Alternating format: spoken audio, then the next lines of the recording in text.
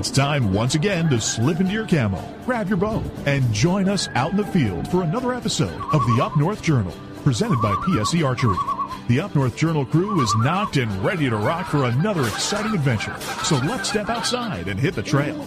This episode of the Up North Journal podcast is brought to you by PSE Archery, Carbon Express, Fourth Arrow Camera Arms, Wind Scent Hunting Sense, Killer Food Plots, Seeds, Supplements, and Attractants, Cabela's, Spot Shooters, Limb Walker Turkey Calls, Antler Action, Family Tradition Tree Stands, and Twisted Mind Bowstrings. And don't forget, you can catch us in syndication at 2 p.m. Eastern Time on goodtalkradio.com. Welcome back, everybody. We're back in the cabin. How's it feel? You know what? There was some snow this morning, so I was kind of feeling a little cold. Yeah. But the temperatures aren't too bad, so I'm just gearing up to be Moses. Being what? We're gonna have to part the watery ways here. I was like, where is he going with this? Because they're expecting like 3 inches of rain in the next 2 days, dude. I know it. It's going to be terrible here. Well, it's going to be warm, but it's going to be wet. Right. So, but anyways, we are back in the cabin. We were on the road last weekend. Show number 452. That's right. Rocking along. Yep. You know, last week we talked a little bit about this on the show, what we did up at Turtle Lake. The people, things we saw, the people we talked to, all of our friends we saw, but we got to actually, let's just jump right into this show today. Somebody special showed up. Yeah, didn't have a clue who we were going to be talking to. Right. So we actually got to sit down and talk to a Michigan State rep. We talked about this last week on the show, but this week we had to actually bring you the interview that Danny and I had the pleasure of doing with Triston Cole, the 105th rep for the state of Michigan, up in northwestern Michigan, Yep. Up in that area. So he was at the camp, and he wanted to talk a little bit about the Michigan Hunters Caucus. Is that the Michigan Sportsman's Hunters Caucus, I think, is the official. Okay, so Which we didn't know we had. didn't know we had one, but we do now. So we're going to talk all about it. All right, so without further ado, here's our interview with Triston. Today we are at Turtle Lake Club in northern Michigan. I tell you what county, but actually it resides in 3 counties. It's a tri-county area, but it's a big hunting camp up here in Michigan, and we're part of Dr. James Kroll's Deer Health check. As As the he deer called herd. it. Yeah, Absolutely. So, it brought Danny up here with me, and actually we're sitting down now. And I guess this is the garage bay off to the side of where they're doing the deer necropsies. Right. But we're with Lincoln Roan of Michigan Deer Hunters, Let Them Go, Let Them Grow. And also Triston Cole, who is a state representative here in Michigan. You're actually the first person I've talked to that is a government official here on the podcast, and you represent the 105th District. Thanks for joining us. Yeah, thank you very much. Yeah, I represent the 105th District, which is Charlevoix, Antrim, Otsego, Montmorency, and Oscoda counties. And it's a pleasure to have been invited out here to take part in this today, to learn more about the inner workings of the whitetail deer, and to listen to the experts on this. And that just feeds into my desire to learn more about how we effectively manage the whitetail deer population here in Michigan, utilizing our sportsmen, and how we move towards quality versus quantity so that we can maintain the hunting tradition that we've seen for generation after generation in Michigan. You know, we went to deer school today. I mean, we had our education. Lincoln, you've been here before. I've been here before. This is Danny's first time. My first time. Trent, is this your first time? Okay. So we got school today, but now we want to talk about the future of Michigan deer here. We want to talk about how we can use our representatives in the state, what they're doing for us. And for people who don't know Michigan, get out your trusty little map. Get out your hand, look at the back of it. You're kind of like the ring finger and the pinky area and the middle finger up on your left hand, looking at the back of it. So. Absolutely. So if you look at it, kind of knuckles north, including the Upper Peninsula, that's what we call the Northern Caucus area. A lot of us in that area, there's 12 representatives out of 110 statewide. We are very much in tune with how heavily dependent our local economies, our constituents are on hunting. It's a big deal from spring turkeys all the way through the youth deer hunt, all the way through archery, firearm, and late firearm. It's we eat, sleep, and breathe sportsmen up here. We have a lot of hunting camps that are an important part of our districts, and the more that we know about how to communicate with the Department of Natural Resources, and we can only do that if our constituents reach out to us. It's important that sportsmen step up and visit us during coffee hours, come to Lansing and visit us, give us a call, write us emails, and we don't need eloquent, perfect grammar emails. What's great is a couple of pictures and the personal story from sportsmen and constituents that, I'm seeing too many does, or I had a quality hunting experience because we've been shooting does, whatever that is. But the main thing is to have communication with your elected representatives. We also found out you're part of the. Oh, are they changing tires over here or what in the garage? It kind of scared me for a minute. You're part of the Sportsman's Caucus. Quite frankly, I didn't know we had a Sportsman's Caucus here in Michigan. I mean, I'd like to think that there's people, up on in Michigan's government there in Lansing, battling for for us. We're facing CWD, we're facing TB, we're facing hunter recruitment. Talking about some of those things, $100, going into the DNR and being used in the right places. Mm-hmm. What is the Sportsman's Caucus? I mean, what do you guys do to try to lobby on our part to the DNR and to maybe get things implemented to try and take care of some of these problems? What's going on right now? Sure. So the Sportsman's Caucus is bipartisan and bicameral, meaning there is a co-chair, and I co-chair for the Republicans on the House side. So there's a Democrat House co-chair, and there's a Republican and Democrat co-chair on the Senate side as well. And each month we get together, have a breakfast, and just a couple of days ago we had Dr. Kelly Straka there talking about CWD. But it's a place for representatives and senators to come together. We've got Bassmasters folks there. We've got almost all of the top DNR brasses there, the directors there. We've got NRC members that are there. We've got folks from nearly any sportsman organization there is in Michigan that come to this breakfast to interact with legislators. And throughout the year, there's different presentations that go on. One of the things that I'm very excited about doing is making sure that we share experiences with legislators statewide. Meaning, in a couple of weeks or so, we're going to have legislators from all over the state up here in Gaylord going up in a plane with the DNR to look at the elk. Okay. So why is that important? Well, two reasons. One, they're going to learn about the Michigan elk herd. Two, they're going to learn about habitat. So downstate, they're hearing about the forest management techniques and DNR's cutting all the trees down. When you're flying over the Pigeon State Forest, we've got lots of trees. Right. But it gives us an opportunity to talk about the importance of good forest health, which dovetails right into habitat management on our own properties. Mm-hmm. That's something Danny and I have been working with on our own properties. Yep. Logging projects. We've got oak wilt, we've got spruce bedworm that is really wreaking havoc at my place. Danny's hasn't been logged in quite a while, and he just took on a big project up there. I just logged last year. So, we understand how that habitat is so important.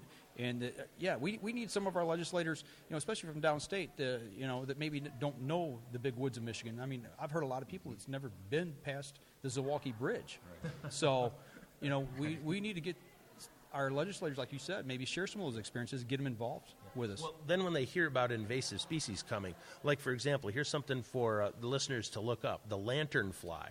Okay, it's been found in Pennsylvania in several counties. What is the lanternfly? Look it up, check it out. It's something that can be absolutely devastating to our forests up here in our fruit tree operations.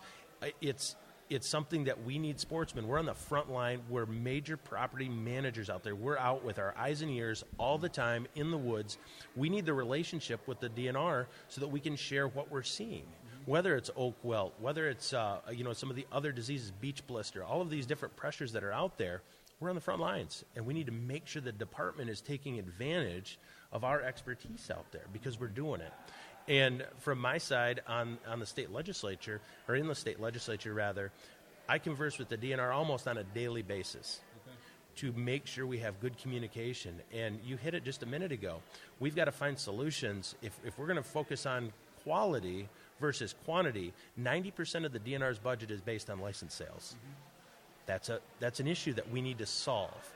I think there are solutions out there because we have the perfect storm right now. We've got intense disease pressures, ongoing with TB and increasing with CWD right now in the state.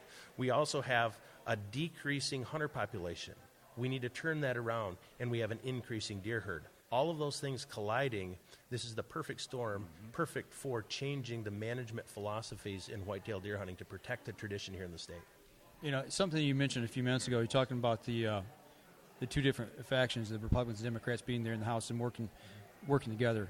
That's something we don't hear very much of. I like to think in my heart, doesn't matter what side of the aisle you're on, if we love the outdoors, we got a passion for it, we like to hunt, fish, hike, camp, whatever. I like to think you guys are really working together up there. We do, and you don't see that on the news. I'll give you a story. Just a few miles from here, over in Spar, which is just east of Gaylord, 2 years ago, I brought State Representative Harvey Santana, inner city Detroit. I mean, he works and lives in gang country in the middle of Detroit. I brought him up to chase black bears with hounds. Okay. It was an amazing experience. He brought his 10-year-old daughter with him, and I had them 2.5 miles back in a Michigan swamp chasing black bears. He wants to buy a cabin in northern Michigan. He understands the passion now that I have for Sportsman's activities, no matter what it is. And we've brought legislator after legislator after legislator up here to experience activities like running black bears with hounds, but it gives them a glimpse of the passion and why this is important to the state of Michigan. Absolutely. There's just one thing about experiencing it, like you said. Getting them to tell them about it is one thing, but to have them actually experience it, totally a different atmosphere. Yeah. And so the legislature is all about relationships, just like I have with Lincoln here. It's building communication, and right now we have a sportsman's community that has a healthy distrust long-term of the Department of Natural Resources. We have to lay things on the table and tell it how it is. And I've told the director straight out, that's what it is. There is a distrust of the DNR based on their management techniques and philosophies. We're working on changing that. It's going to take a while. This is a big, ginormous department. And it's got to turn, but it's going to take some time. I'm convinced that the top levels in the DNR want to do this. And we're finding the pathways there. I know Lincoln's had some conversations. I'm having ongoing conversations. We need more sportsmen to engage on this to help us be successful. You know, and look at it's big for a group such as Let 'Em Go, Let 'Em Grow to have Triston's. I mean, we've been in constant contact for the last couple of months, and it's as I'm trying to, or we are trying to, spin that wheel of the ship, this ginormous ship. It's taking time to turn, but it is turning, and with help from our legislatures like Triston, and I've got some other legislatures that we're going to be talking to coming up, and but working together with these guys has been huge, and it's been neat for me personally because to know that somebody cares, right? Exactly, and this guy. Eats, breathes, and sleeps deer hunting, and so we have that connection. And he cares about the sportsman. He cares about our resource. He cares about this state and its citizens, and I just really appreciate that, and that input that you've given me in moving the ship, turning the ship to the right direction. Well, you equate this to a ship. You don't take a ship and you go, I'm going to make a left-hand turn here and make that turn.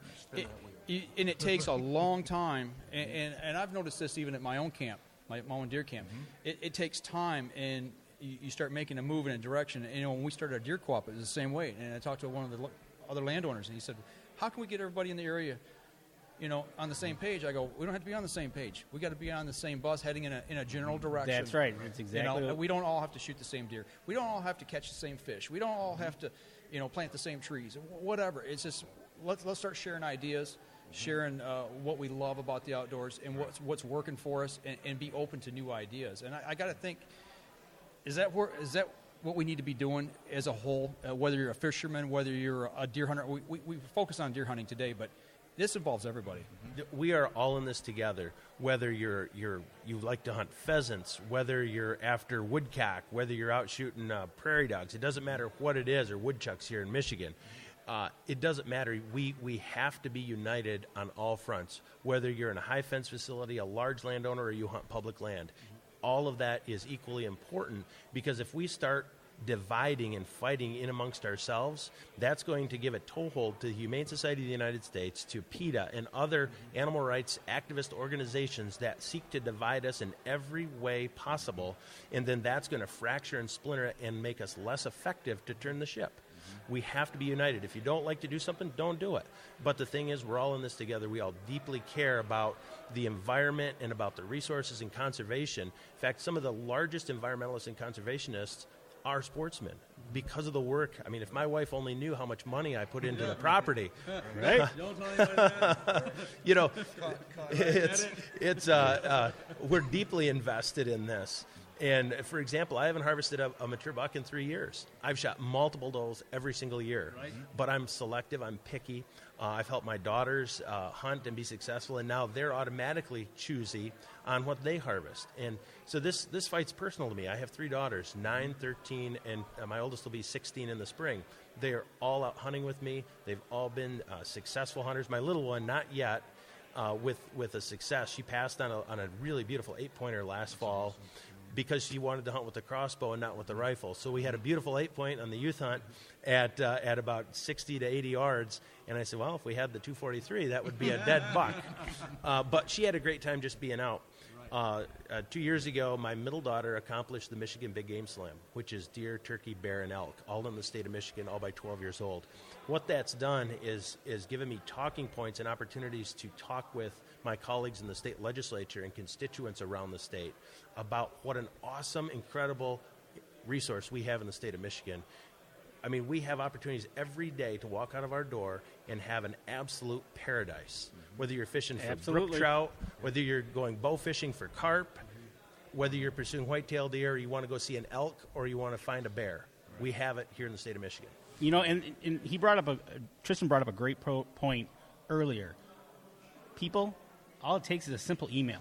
Email them. Let them know how you're doing out there with what you're doing in the outdoors. Let them know that, yes, this outdoors is important. Whether, like you said, prairie dogs, hunting, whatever it is. And whether you're a private landowner or a public landowner. I mean, we talked about that with Dr. James Cole today. You know, what does the public land guy do, or gal? I don't want to exclude anybody. Everybody has a vested interest in this. Yes. But one last question before we let you go. Are we making progress? Absolutely. Without question, we're making progress as sportsmen. When you're seeing the pictures on social media, and social media can be a blessing and a curse, but when you see them, we're making progress. You're seeing healthier deer. You're seeing people sharing their story about what they're doing, and we are making a difference. And I think that also is helping drive us to solutions with the Department of Natural Resources. We have an awesome brain trust within the department. We have absolute professionals in there. Now we just have to maneuver this in moving towards quality versus quantity and get the sportsmen on board with this, and we can do this, and we can continue to keep Michigan a deer hunter's paradise. In fact, we should be drawing sportsmen in from other states. That's going to help fill that void for that 90% reliance on license sales for our citizens here. We just have to have the quality. Just like I just begged to go to Ohio deer hunting, we need people to come to Michigan, and we beg have to come that to Michigan. Right. We can do it. We can have it hands down. I mean, easily, you know, and we are making progress. And even if you think about, you know, Let Them Go, Let Them Grow page. Okay, we have 30,000 people on our page, and this is 30,000 people that are passing deer now that maybe a lot of them weren't before.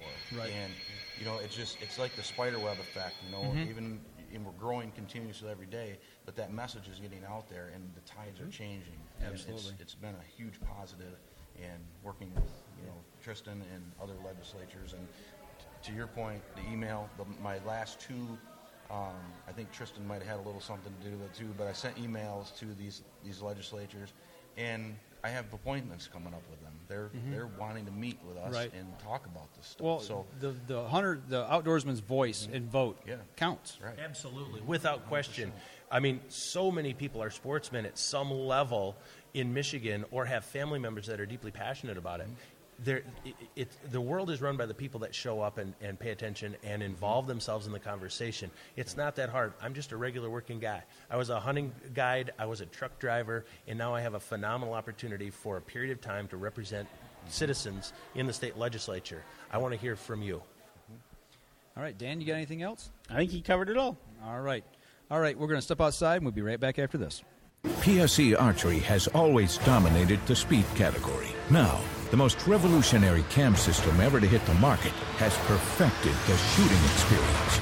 Introducing PSE's Evolve Cam System, featuring extremely high let-off capabilities and the smoothest draw cycle in history.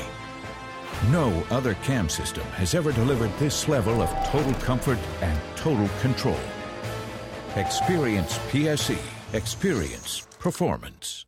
Killer Food Plots have been helping property owners for over 20 years create premier whitetail habitat.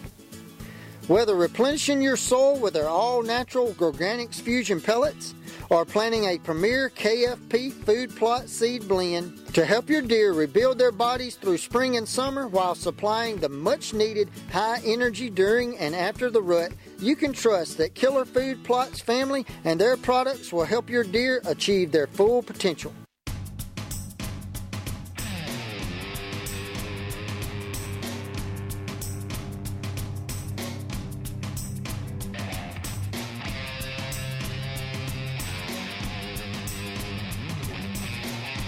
Welcome back, second segment of the show, everybody.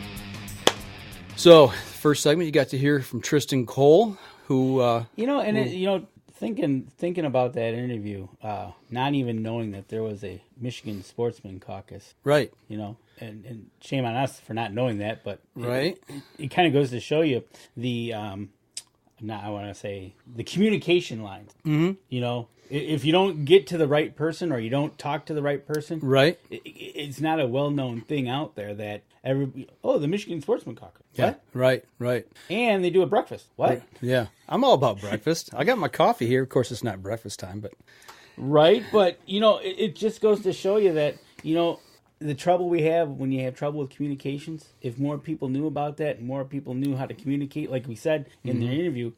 And he said it himself. He goes, we read our emails. Right. So if you email us with a good story, bad story about outdoors, that gives him more ammo to go to the people and say, this is why we need to do this, that, or the other. Whatever it might be. Right on. And that's the thing. You don't know. And when you find out, it's like, oh, okay, yeah, cool. Wish I'd known that sooner. Right, exactly. So, but it was cool. It was cool being able to talk to, a state rep. I got a friend of mine who's a state rep, so you guys were going back and forth about that. So, they're on different sides of the aisle, so I told him when he sees him, go up and give him a slap at the side of the back of the head and tell him, hey, that's from Mike, the guy you used to work with. And kudos out to Lincoln Roan for inviting him and him showing up. Absolutely. That getting the right people to the right things is very critical for what he wants to do. Right. So. No, all good stuff. Absolutely. And talking about good stuff tonight. And Lincoln Roan is watching. Oh, hey, Lincoln, what's going on? Well, Lincoln, we're going to put something on that was on your page. And I want to give a shout out to Heather Reimer, and I hope I said her name correctly, but she gave us permission to use these photos. And this is something that happened after you and I left. Yeah. When we left, it was about 2:30, and they had the does come in with one buck coming in. Yep. And then I guess another buck came in. Yeah. Okay, so now, disclaimer, as usual, if you're watching on the live stream and you have a squeamish stomach, you're going to want to turn away, okay? There will be blood in these pictures. That's right. So you can turn your volume up. You can listen. You don't necessarily have to watch, but this is pretty cool stuff. You're going to miss it if you don't look. If you've got young ones and you don't want them to see it, they're not ready for seeing something on the inside of a deer yet, then you may want them to turn away. Right. But we're going to put the picture up now, so you've had plenty of time. We've given you fair warning. So that's right. All right. She took these pictures of the inside of the roof of a buck's mouth. And you can see in the circle there, if you look, there's a little tiny white circle, okay? It looks like a circle. And that, my friends, is a gland that's in the roof of their mouth. And you know what? I don't have it in front of me here. Let me see if I can pop over to the page real quick and say exactly what that gland is. Now, is this gland in bucks and does? Yes, she cleared that up too. Yes. Okay. Because a lot of people say, well, I thought that was only in bucks. But basically, this is when they're curling their lip and they're sampling the air and trying to get scent into their part of their olfactory process and figure out, okay, is that a pheromone from a doe? And do I need to take care of business? Okay. All right. So it's used during mating.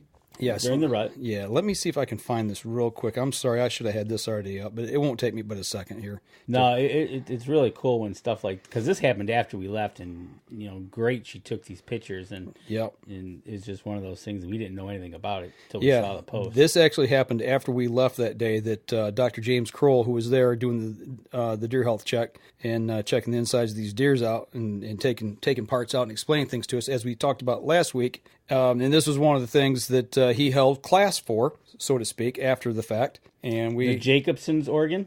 That might is that who? That's what Luke says. Okay, yes. Okay, thank you, Luke, for explaining what that was. As I'm scrolling through looking for this photo on their page right now. Okay, here we go. Because I really would like to read the whole post of what Heather had posted. And the vomeronasal nasal organ, the VNO, or the Jacobson organ, yep, is exactly what Luke had just typed, is located in the roof of a deer's mouth. It extends from the front of the mouth to the sinus and ultimately communicates to the hypothalamus, the part of the brain that regulates hormones. When they do this, they're smelling scent, or the inorganic or organic scent, and then they curl their top lip, demonstrating the Fleshman posture that moves scent into the VNO, where the scent travels to the hypothalamus. So when they're curling their lip, they're moving scent into the... They're gathering it, and it's getting onto that organ, and then it's being transported, the signal is being transported to the hypothalamus. Really? So, yeah. That's pretty cool. Wow, that's a lot right there for to take in. and you notice they went down to a 3-letter acronym. Yes, it makes it a lot easier because I can't say it. Okay? Right, exactly. The deer can analyze the scent to see if the pheromones are present. A lot of hunters think that it's just a smelling technique, which it is, but it applies to a whole new level of scrutiny to the smell, where the deer can decide what to do on a reproductive side, if they need to do anything at all. So basically, they're seeing if the doe's an estrus. They're using that to gather that scent, and it's triggering something. So there you go. That's your biology class for the day. And actually, I got another view of that here, that gland here, that we'll switch to and give you a look just from a different angle. It's not circled there, but you can see that same gland right there. You know what? I tell you what. That's another thing. After being at this health check, is you're never gonna open up a deer again the same way. Oh no, because actually, you know what I'm gonna do? Next buck I shoot, I'm gonna look for that gland. Right, exactly. I'm gonna look for that gland. I might even decide to look at the liver. You know, it just if I might want to take more time with it, depending on the situation. Yeah. Actually, some people were posting some things back and forth, and she made mention that it's kind of like Viagra. The funny thing is that some cloven-hoofed animals have this, but learned that some cats, snakes, and bears have it too. So you learn something new every day. She says. Yeah. There was a specific post that mentioned talking about does. Actually, yeah. Another person said, actually, does have the gland also, but it is not believed that they use it. That was from Dr. Kroll. But then somebody said, does do use it, but not as much as bucks. They use it to smell and analyze blood or birthing fluid. Both will use it for unusually strange or inorganic pungent odors like smoke, creosote, exhaust from vehicles. So, yeah, they're using this to do their thing, and so that goes sample back scents. That goes back to the people that you hear that talk about how when they go out smoking, or you're sitting in the car and a deer walks up. Car exhaust, exactly. Yeah, it's the inquisitive nature of the animal, and they use. It's funny you say they use that gland probably to figure it out. Yeah, exactly. So, that's pretty wild. Yeah. So there you can see the buck exhibiting on the photo there, the curl of the lip for those of you on the live stream. Here's another younger buck, kind of giving the old curl up there too. So yeah, exactly. And you know what? And speaking of that, have you ever seen a deer do that? Yes. Okay, just wondering because a lot of people don't get to see certain things. Yep, I've seen them do that. And speaking of looking at bucks, tonight deer were in, and I had most of the deer have dropped their antlers. Okay. But I had a half of an 8-point, probably an 8-point, come in tonight. Okay. And he was holding on to that one. And I was like, I don't think he was the big one in the area. But 2 weeks ago, remember, I'd talked to you. I don't think I've mentioned this on a show yet, but our camp manager actually saw a buck that still had antlers. Yep. You know, and he was, running around with a harem of does, just kind of chilling, doing his thing. He hadn't dropped yet. So right, exactly. So you show that buck, But yeah, it's neat, and they both have this gland, but they kind of use it for different things. Yeah, I thought it was pretty cool, just something I never knew, and shame on us for not staying longer. Well, we had to get to your camp. We had to get over to my camp, and it's funny. Your camp is less than 10 miles away, as a crow flies, but it took us about 30 to get there. Right, we had to go. So we had to go back west to get to the main road. We had to drive south to get back down, and then drive east across to catch the road back north to go back up. Right. Yeah. You had to make a big U. Exactly. And had there been a road nearby, we could. It's like 10 miles as a crow flies. Right, exactly. So yeah, if you ever can get out to one of these, if they do a health check in your area, and I hope the DNR does this. So. Who was it? Anna or was it the new health? Or the new DNR. Emily, yeah, Jacobson. I don't know, maybe I got the name wrong. The health specialist for the area is either her or Anna or both. We're talking about wanting to do, obviously something not as involved as what they do there, but maybe doing some health checks and public health checks. Yeah, of being able to do this maybe on a wider scale. So people looking at just basic stuff. The public that are inquisitive can come to this, ask all the questions they want to ask, right, and get them answered, and they can show. Well, them hopefully get them answered, right?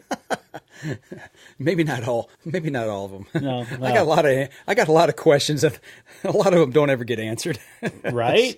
So, right. But yeah, you can see that gland right there in the little circle inside the circle there. So pretty cool. Yeah, just like the other gland that's between the hoofs. Yeah, there was a picture of that too. You posted that on our page. The something interdigital gland, and they said bucks use that when they're making scrapes and things like that, leaving scent there. Yep. So yeah, it's pretty cool. It is definitely the eye orbital gland for when they're got their head up and they're making a scrape, and then they got licking branches, and they're rubbing their head and their eyes on stuff like that. So yeah, it's like all kinds of scent glands that they've got that they use to mark territory and leave scent, and it's pretty cool. It's all good stuff. So, all right, well, enough of that stuff. I guess people probably want to see us now. Yeah, I don't know. Maybe that roof of that deer's mouth's better looking than we are. Who knows?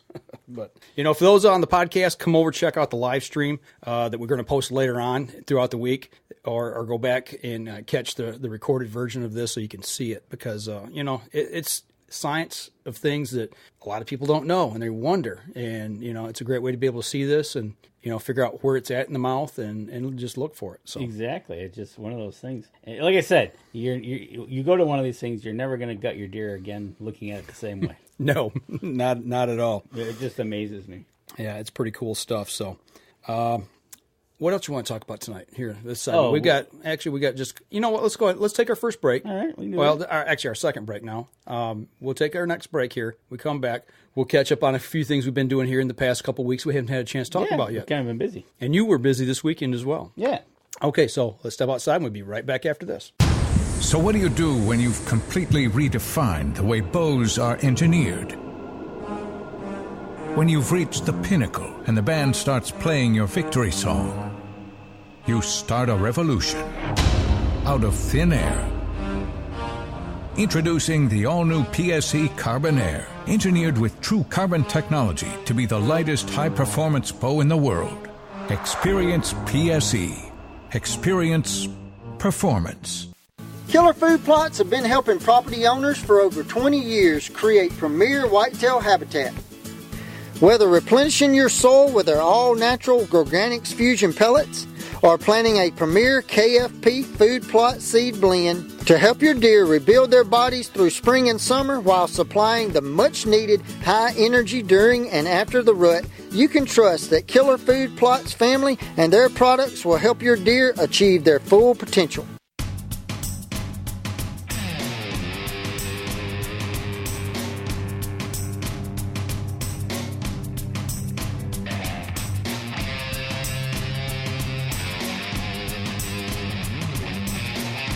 Welcome back. Third segment of the show, everybody. Segment of the show. And when we left, we said we had a few things to catch up on. Yeah, a few weeks back before we started going places and health checks and that. Run all over. You decided to do a late night jaunt. I did. I don't think we talked about this on the show. If anything, we might have just touched on it quickly. Yeah, I don't think we did. I don't think we went into any detail. But you finally got out with your friend to go with the dogs and chase some raccoons. Yeah, Doug McDonald, a buddy of mine that Trapping Buddy, and he's got some blue tick hounds, and going cooning, as he calls it. We've been in contact. Actually, we kind of lost contact with each other over the last year or so.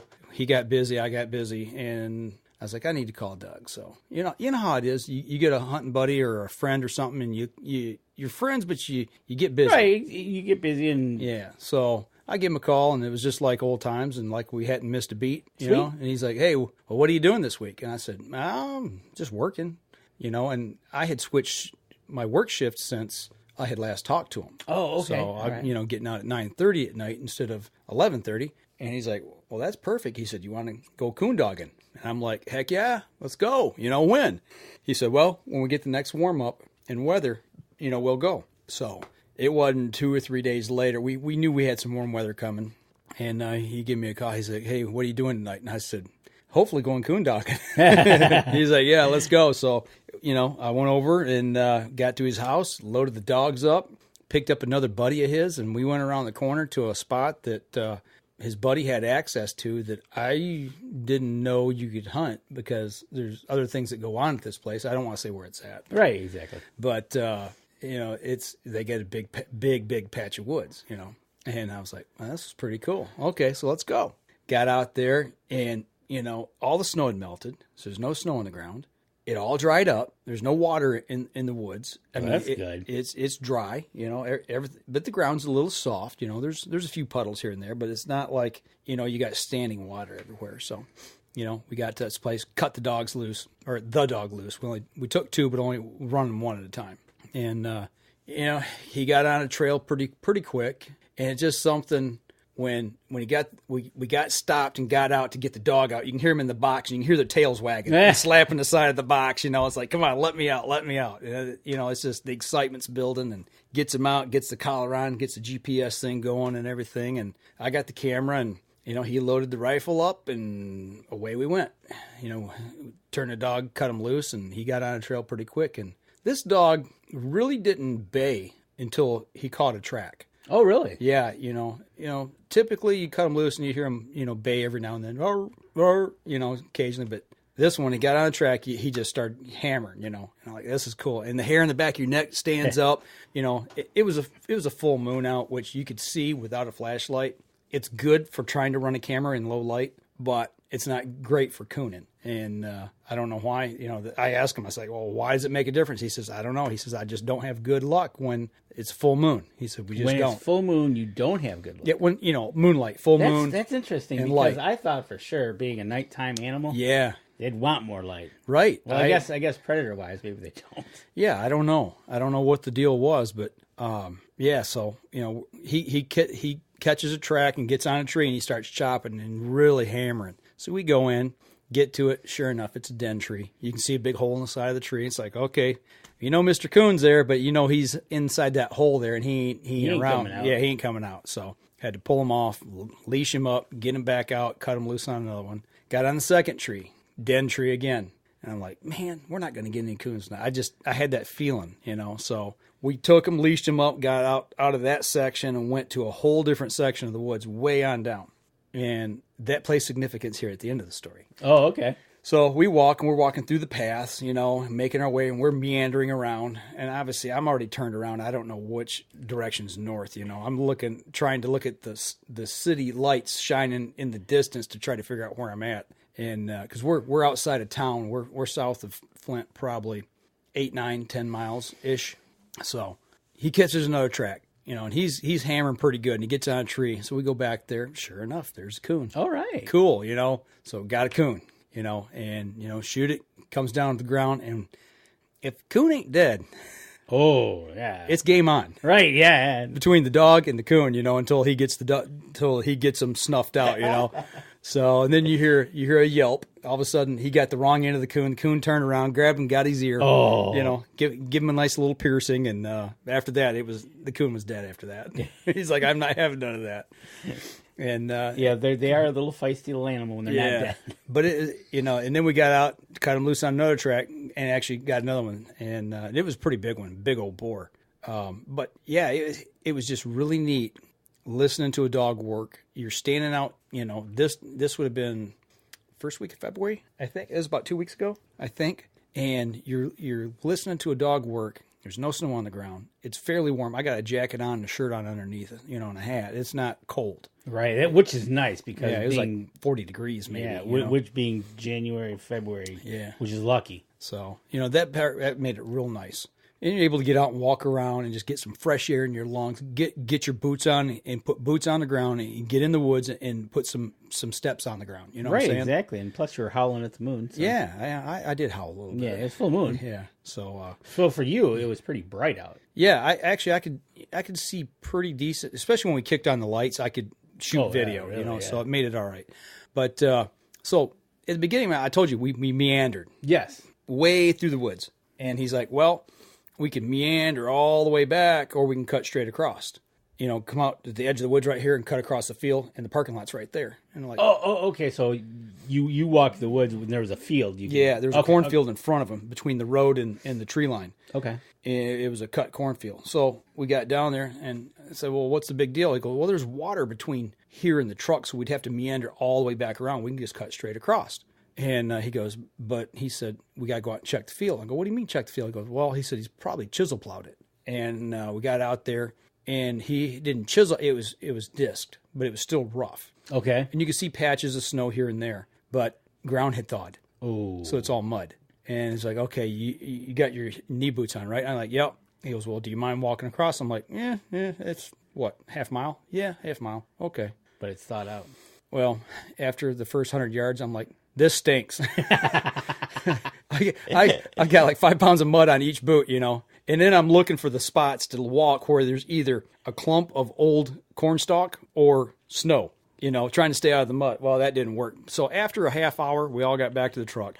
There's a mud hole there. We're all in the mud hole, kicking around, trying to get the mud off our boots. So you were knee deep in mud. My hips were killing me, you know, from dragging and trying to pull out and you know, keeping your boots on. I was going to say, did you lose a boot or two? No, we didn't lose any boots. Oh, good. You know, and luckily I didn't have to fight the dog. You know, Doug had the dog, you know, had him on a leash, so he's pulling him. Oh, man. You know, the other guy, he was walking, you know, and I was walking. I had my backpack, but not a big deal. But after we got done, it's like, "Well, do you want to go to another field, or you guys about had it?" And I said, "Whatever you guys want to do. Please, let's go home." You know, you don't want to be that guy. No, you don't want to be that guy. You know, but you didn't expect to walk half a mile through mud, right? You know? Right. Well, the other guy, he said to Doug, he's like, "Well, how about you just take and drop me off? You guys can go to another spot." He says, "I've had enough tonight." So he dropped him off, and Doug looks over at me. He goes, "Well, what do you think?" I go, "Well, I don't want to be the guy to tell you to go home, but I said, it's up to you." And he goes, "Let's go home." So it was a consensus. It was time to go home. Yeah. That's awesome. But it was fun. Good to get back out there. It's been a while since you'd been out with the dogs. And I want to say since probably 2014. Okay. Probably 3 years. Yeah. Maybe two to 3 years. Maybe 2 years. I'm trying to remember. I know he went out one time and We lost the dog. we lost a dog. Yeah. That might have been the last time you were out. Yeah, that was probably I know that was the last time I went out, and that was the worst night of hunting in my entire life. And that dog climbed a tree. Yes, those dogs will climb trees. Yeah, if they get a blowdown, an avenue to go up, yep, they will go up it. You know, the tree was leaning like on a 45. You know what they call a widowmaker. It was hanging, and the coon went up that, and the dog went right up it and couldn't back down, and it fell and broke its back, and we lost the dog that night. So that stinks. And actually, the dog we were running 2 weeks ago was this one's pup. Oh, okay. Yeah. She had a litter, and that's the one he got to keep out of the litter. Wow. So, yep. Good thing. So you ended up getting one. Two. Got two. Treed 4, 2 were dead trees, and shot 2. Yep. So now, when I went yesterday, I was out at the Lansing Deer and Turkey Show. Right. The Predator guys were there. Okay. Do you know what the price of furs are? Are they up, down? Oh man, I wish we'd have talked about this before the show, because I just saw prices come back from a fur sale here in Michigan. Okay. And actually, I was surprised. Don't quote me on this, but I think the average price of coon pelts was about $7.50, $8, I believe, which is as higher than they've been. And actually, muskrats were averaging about $4.50. Coyote pelts were about $24, $25. Okay. Now, I don't know. I got to imagine those are fleshed and stretched. Those are probably not green. And for those of you who don't know, who are not into trapping, green is when you take an animal after you dispatch it and you bring it back home and you skin it out.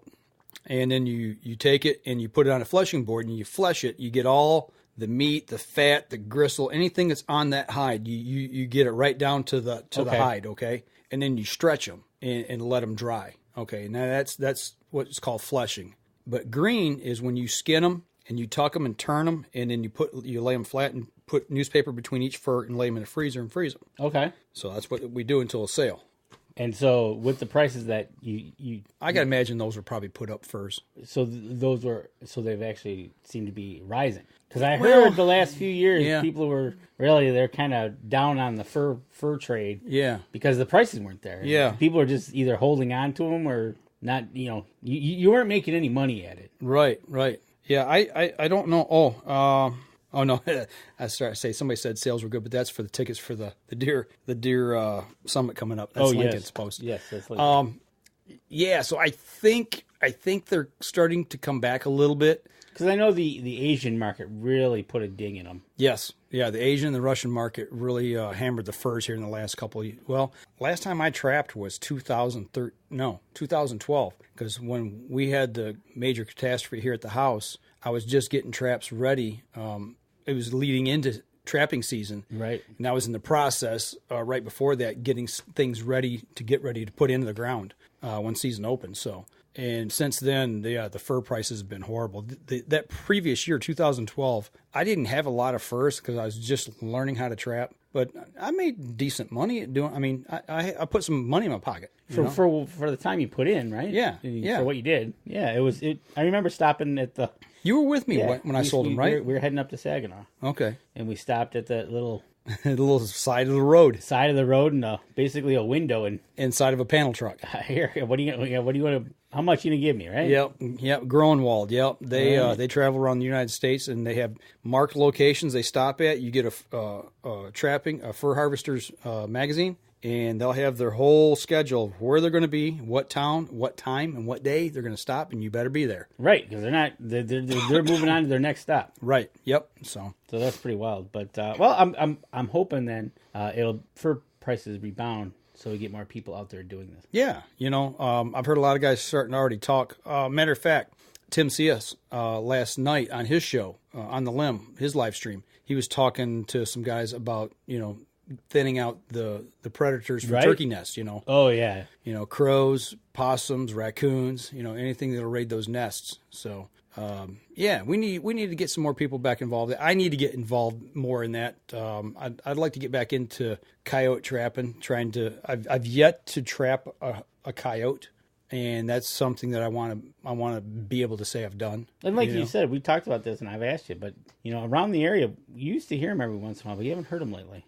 Here we have. Oh, you did? Yeah, actually, yeah. Okay. The last 2 or 3 weeks here, it's been pretty heavy. Really? Yeah, the old song dogs have been yipping and yapping, and we talked to a neighbor around the corner. I mean, as a crow flies a quarter mile from here, right across our back field, and she was out the other night stoking up. They've got an outside wood furnace system that does their water and their furnace both, and they were putting wood in that, and she said it sounded like they were in the yard. Pack of them. So and my wife has been hearing them pretty regular as well. So. Okay, so they have come back to the area. Yeah, well, yeah, there's I've got the old rifle ready to go. Oh. So right, I hear it at night. If it's a full moon night and they're out there and I can see them. It's legal. What I've got's legal to shoot them at night with. We can hunt them at night, and I'm going to. Right. So definitely, And plus, for a coyote, you can get a bookend for the one you got. Yeah, absolutely. Well, that one I shot. Yep. And I'd like to get one with a trap, and then I want to take it, I want to flesh it, stretch it, and I want to make a rug out of it. And then after that, anything I got, I'd probably sell. But I got to get back into trapping. So, but. No, it's all good. So, good deal. Well, I'll tell you what, we're bumping up here on our last break. Let's take our last break. When we come back, you've been busy this weekend. We'll talk a little bit about what you've been up to. All right. Okay, so we're going to step outside. We'll be right back after this. I shoot PSE because I like one pin to 40 yards. I shoot PSE for the perfect combination of feel and performance. I shoot PSE because you can shoot lighter poundage and increase arrow speed. I shoot PSE for the fastest bows on the planet. I shoot PSE because my livelihood depends on my bow. I shoot PSE because better engineering makes a better bow. I shoot PSE. I shoot PSE. I shoot PSE. I shoot PSE. Experience PSE. Experience performance. Killer Food Plots have been helping property owners for over 20 years create premier whitetail habitat. Whether replenishing your soil with their all-natural Organics Fusion pellets or planting a premier KFP food plot seed blend to help your deer rebuild their bodies through spring and summer while supplying the much-needed high energy during and after the rut, you can trust that Killer Food Plots family and their products will help your deer achieve their full potential.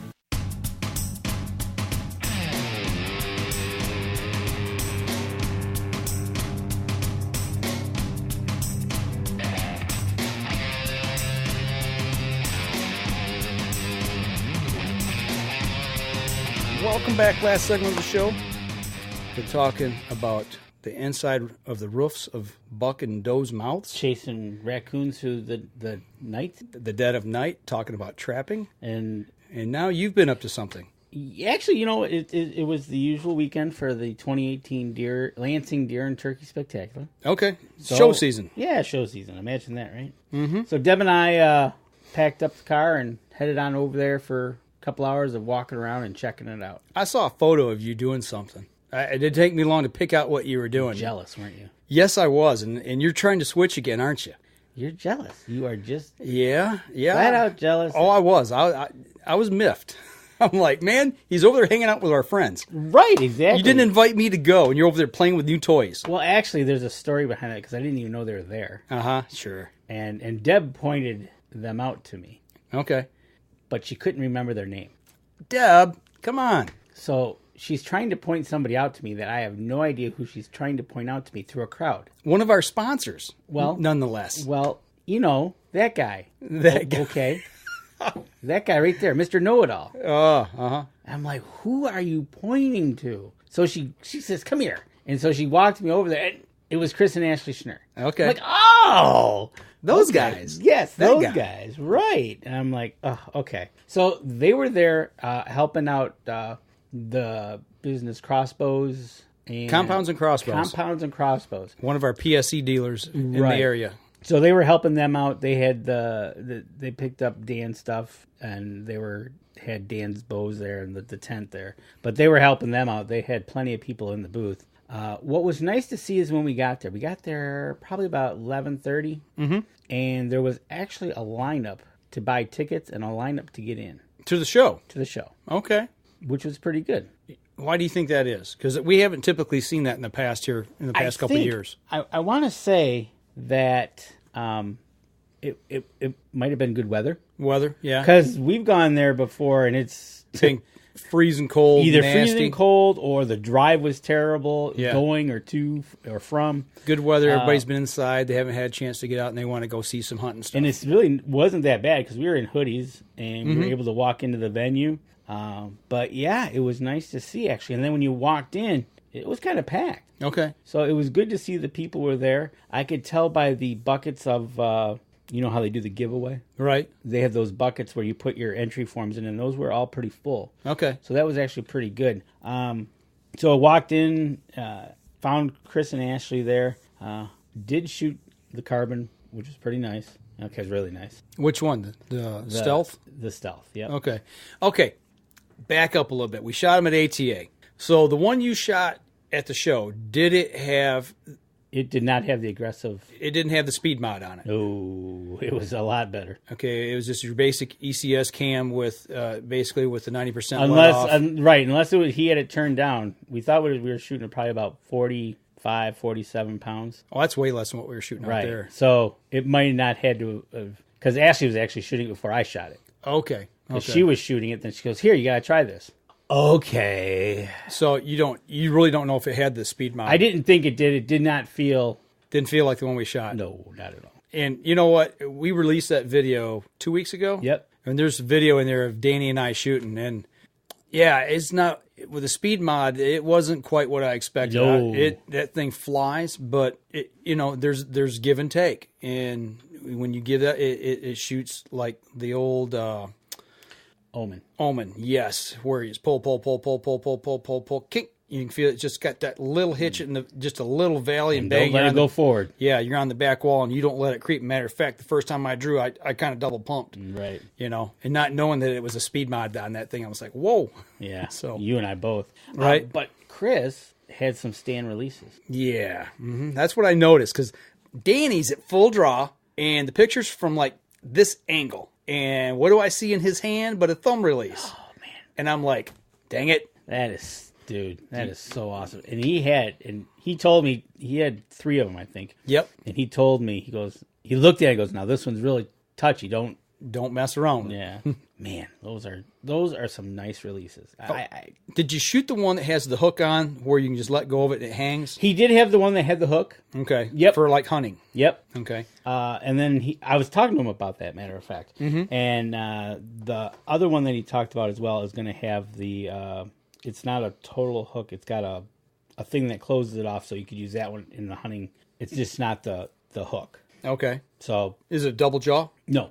It's just the single jaw, but it's got the, I guess you want to call it a stopper or something that completes. It closes against. Yes. Okay. But those releases are just so nice. So let me ask you, are you going to make the switch this year? Because you started in that direction last year. I did with last something year. different. Right. And totally not even in this classification of what these are. Well, Danny got into that, and all of a sudden he's like, all over the place. Yeah, no. I would like to. So this isn't like what you had tried last year. Not even totally close. got you messed up for a while. I was a basket case. So how many times did you shoot it? 3 times. That's okay, just 3. Did you try a different one or just? He gave me 2 different ones actually. Okay. And all 3 of them were nice. Okay. But it was just. You just sit there and you just kind of just.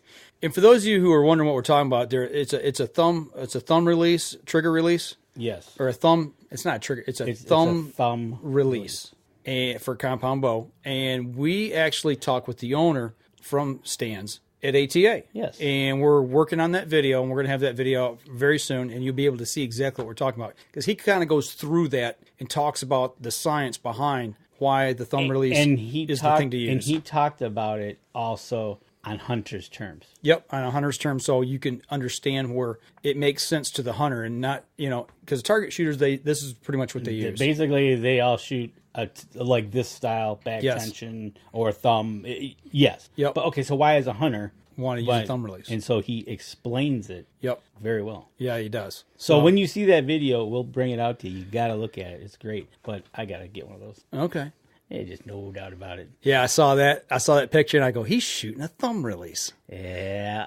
And I know who he's with, and I know what kind he's shooting. Right.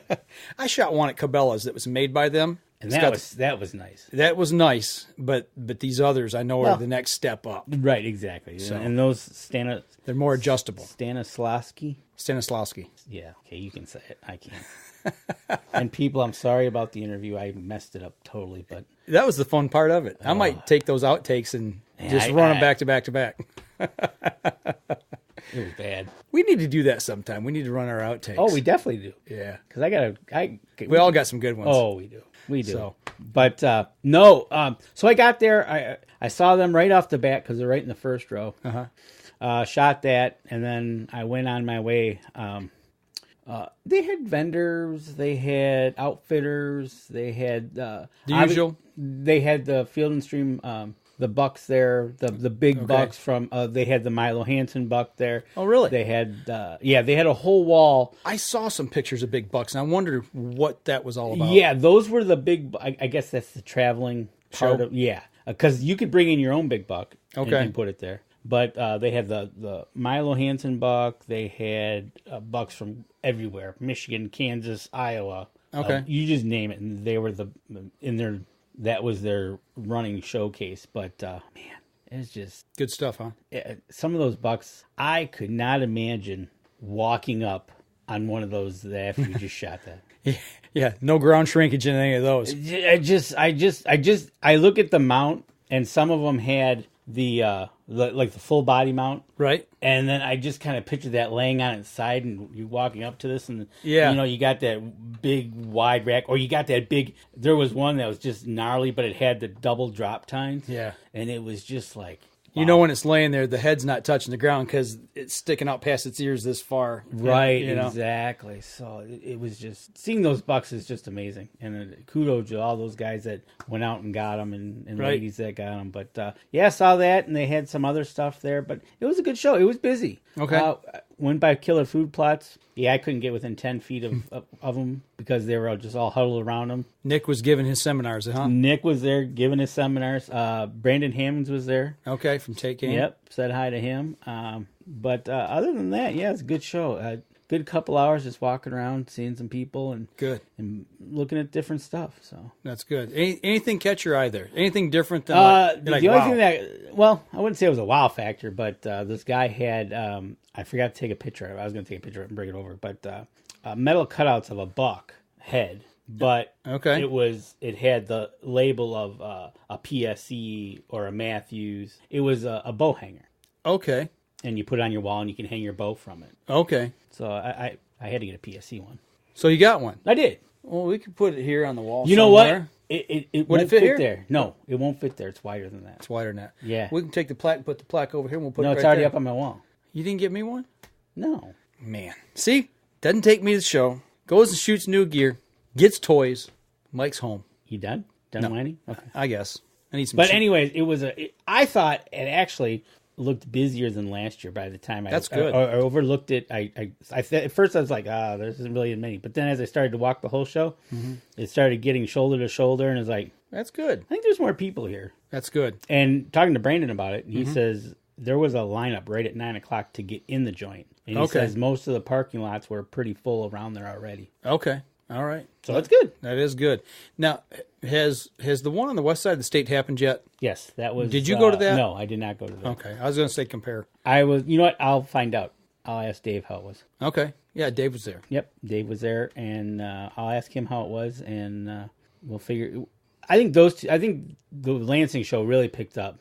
And I'm sure the West Side show was busy. Well, it's good to see because we've been kind of complaining about it now for the last 3 or 4 years that it just hasn't quite been as robust as it usually is. It could be better, obviously, but for what they got and the amount of people that were there, it's pretty good for being noon, 1, 2 o'clock. Now, this is what, the third year they've been back in downtown Lansing? This is second or third. I think 3 years ago. No, it might have been 4 years ago. We were at Diamonddale. I know when it was over there, it just kind of started really suffering, and then I think it just took a little while to bring it back to Lansing for people to kind of get back adjusted to that and it taking back off. I don't know. I know when it was at Diamonddale it was okay, but being downtown where it's got all the places you can go eat, and then go there after. Okay, kind of makes sense in a way. Good. So, but other than that, came back from there and. Just couldn't wait to get to the show tonight. Yeah, well, that's good. Glad you came over. Got to watch the end of the race. Hats off to Team Chevy. Josh Mo, I hope you enjoyed it down there. Oh, now you're going to whine. But I think it was in the 60s down there. Austin Dillon, man.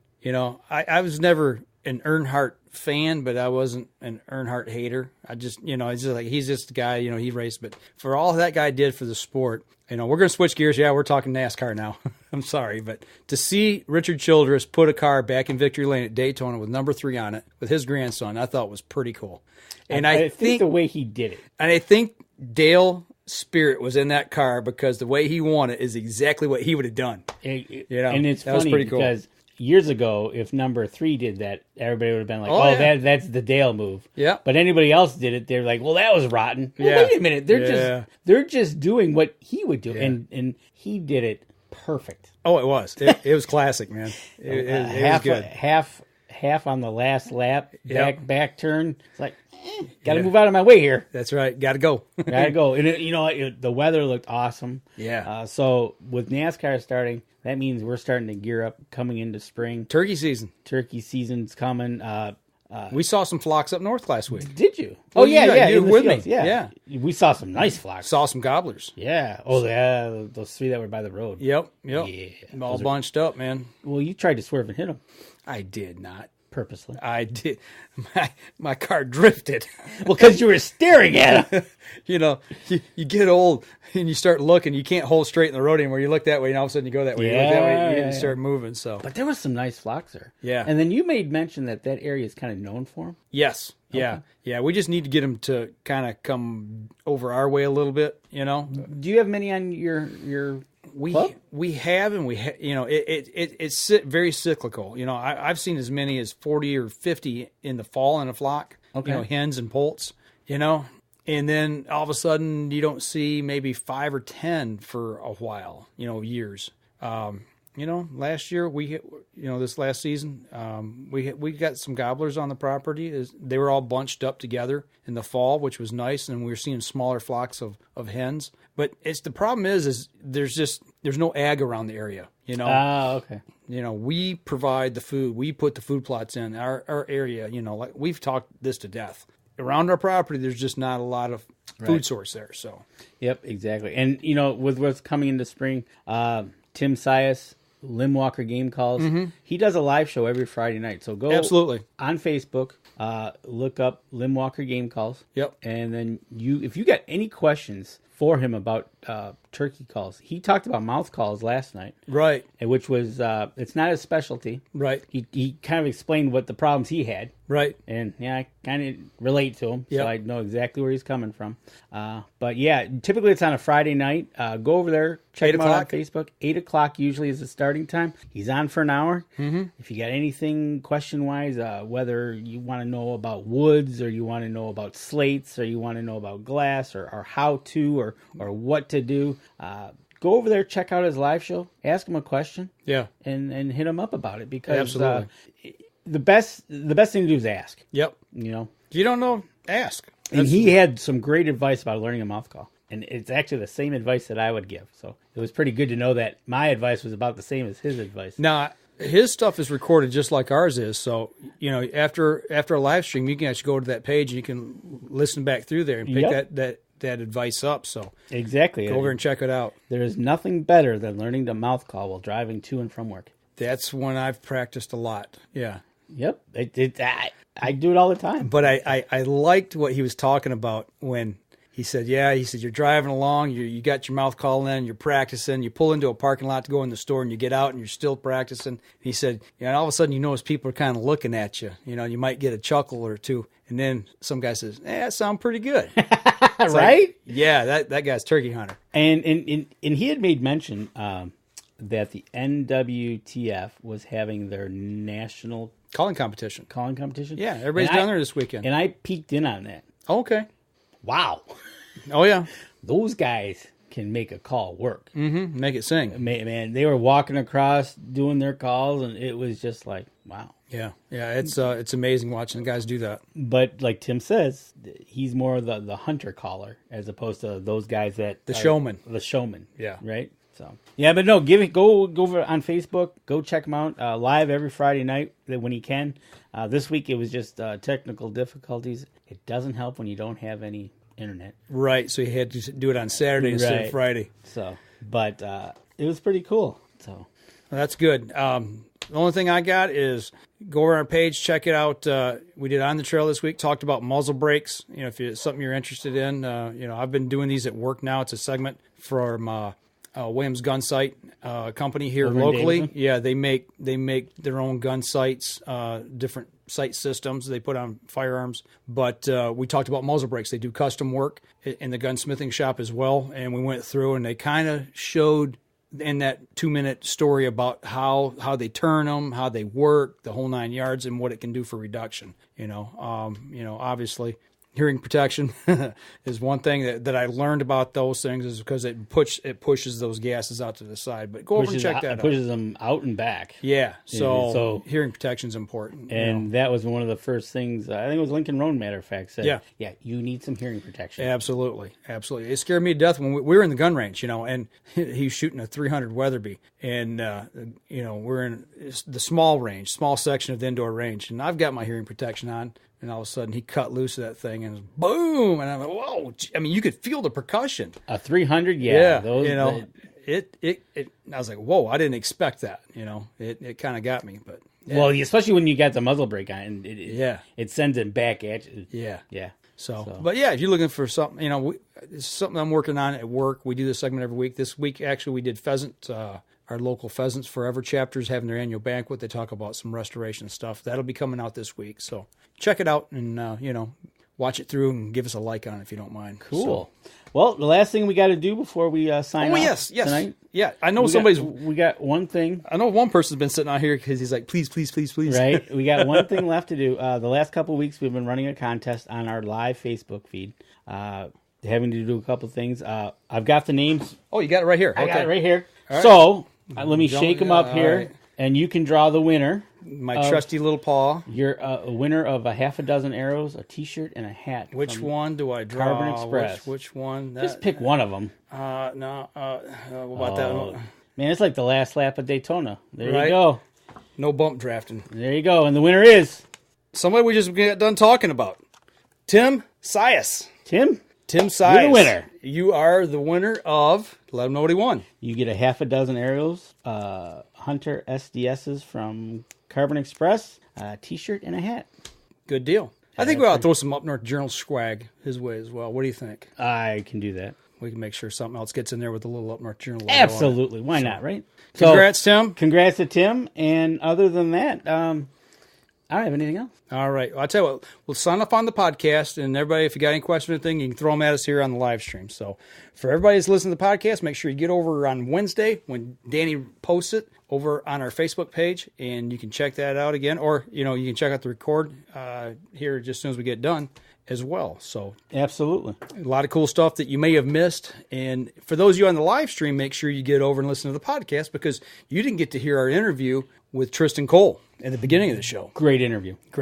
Awesome interview. So everybody on the podcast, that'll do it for us this week, folks. And don't forget, you can catch us in syndication at 2 p.m. Eastern Time on goodtalkradio.com. This episode was brought to you by PSE Archery, Carbon Express, Fourth Arrow Camera Arms, Wind Scent Hunting Sense, Killer Food Plots, Seeds, Supplements, and Attractants, Cabela's, Spot Shooters, Limb Walker Turkey Calls, Antler Action, Family Tradition Tree Stands, and Twisted Mind Bowstrings.